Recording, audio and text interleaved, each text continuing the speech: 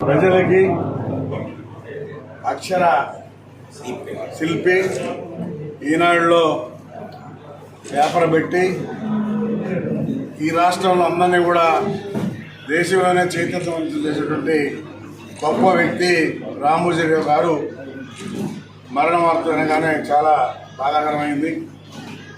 ఎందుకంటే ఆయన ఇంకా కొంతకాలం బ్రతుకున్నారు. ఆ విధంగా క్రమశిక్షణతో ఉండేవాడు. ఈరోజు చనిపోవడం, మన ముందు లేకపోవడం బాధాకరం. ప్రజల్ని చాలామంది అందరినీ కూడా చైతన్యవంతం చేసింది ఈనాడు టీవీ, ఈనాడు పేపర్.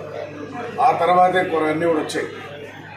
మొట్టమొదట్లో ఆయన ఎంతో కష్టపడి ఆయనకు వచ్చే ఆలోచనని ఈనాడు పెట్టి ప్రజలందరినీ కూడా చైతన్యవంతం చేశాడు. ఆయన రోజు మన ముందు లేకపోవడం బాధాకరం. రామోజీరావు గారు ఆయన ప్లేసులు నిర్మించి ఎన్నో సినిమాలు తీసి ఆ సినిమాల ద్వారా కూడా ప్రజలకి చూపించినటువంటి చైతన్యవంతుడు రామోజీరావు గారు.